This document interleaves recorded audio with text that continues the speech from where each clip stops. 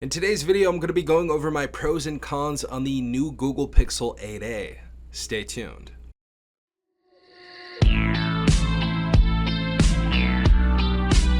Alright everyone, hopefully you guys are having a good day. Hopefully everyone is safe out there. As you guys know, a little over a month ago, the Pixel 8a, the budget version of the Pixel 8, came out at a price tag of $499. And as I've been using this device, I have collected some pros and some cons on this device. So in this video, I'm going to be talking about this device and telling you some things I like about this device, and of course, some things I don't like as well. So starting off positively with this device, we're going to go ahead and start off with the pros. The first pro I would say we have on this device is the display.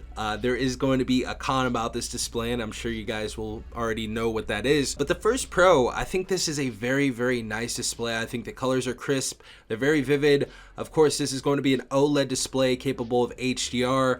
We have a 120 hertz refresh rate on this display as well, and a 2000 nits peak brightness on this, so very, very easy to see in direct sunlight. And I think Google very much got it right with the quality of this display. It honestly looks really, really good. From playing video games to watching movies and TV shows, everything looks very, very nice on this display. Next pro about this device is going to be that we have the Google Tensor G3 processor inside of the Pixel 8a, and I was actually very surprised when Google announced this. This is what we used in the Pixel 8 and the Pixel 8 Pro, so when they announced that they were going to use it on their budget version of their device, I was super excited. And so far, I've really been enjoying the performance with this processor. I think it's been really decent. At $500, this is definitely still going to feel like a flagship experience to the majority of people out there. The next pro about this device is going to be our software update policy.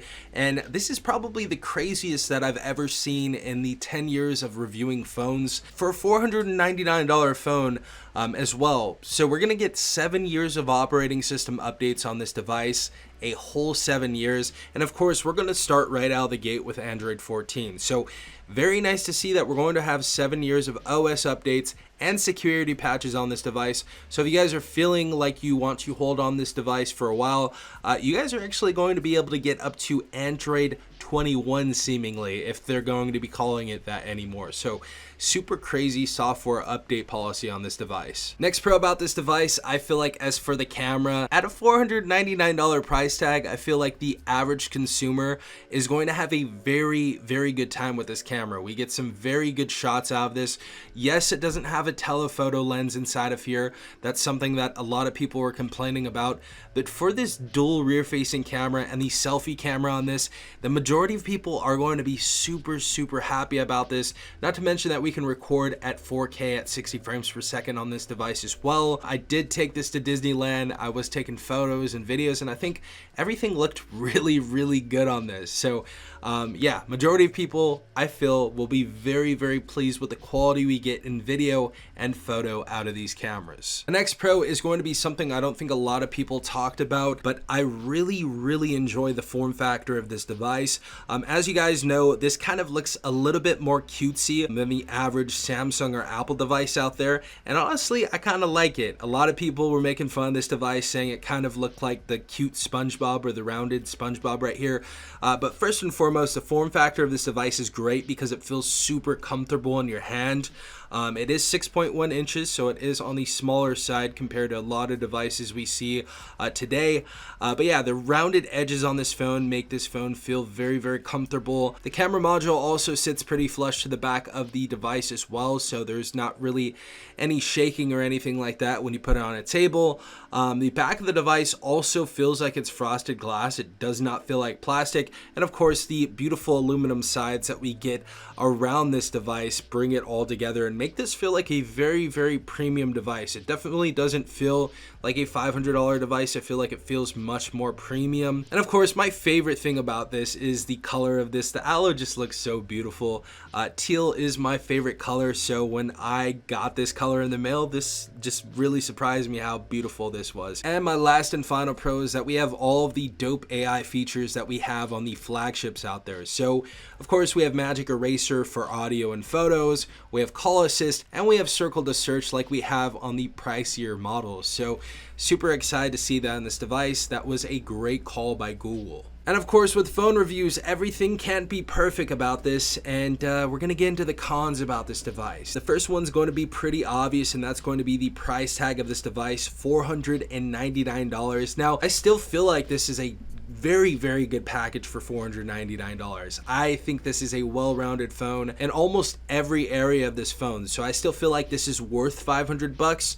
However, I did find consistently the Pixel 8 on Swappa for like $540, sometimes even cheaper than that. So you can find the Pixel 8 very, very closely priced to the Pixel 8a, and at that point, is it worth spending a little bit extra to get the better phone? I feel like a lot of people do end up going with the Pixel 8. So that's all I'm saying.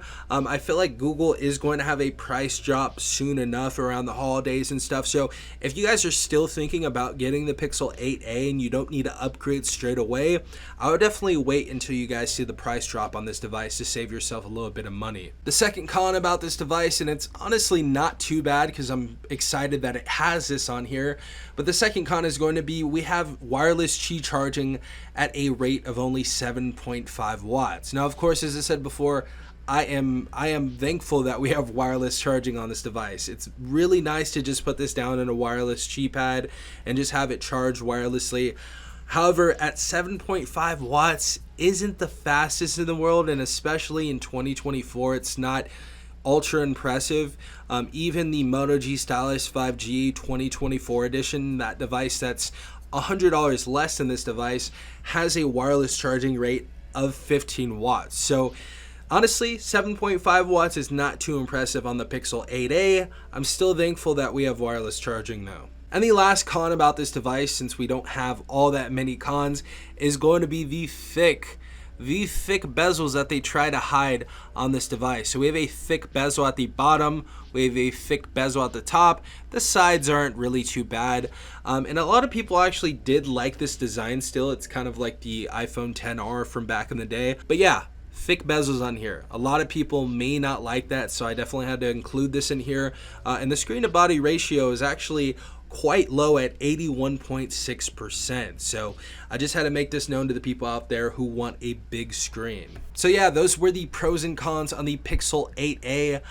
Again, huge shout out to Google for actually sending this out. So huge shout out to Team Pixel for providing this for review. I really have enjoyed this device so far. I don't think the cons take really anything away from this phone. I feel like this is a great package, and for the mass majority of people and the consumers out there, I feel like this is going to be a very, very decent phone, and I think it's still going to sell like hotcakes around the holiday time. So overall, I still really enjoy this phone. However, there are still some things that may warrant you to buy another phone. But if you enjoyed this video, drop a like, hit that subscribe button, and hit the notification bell to be notified every time I upload a new video. This has been some fun from TechRight. Peace out, Tech Gang.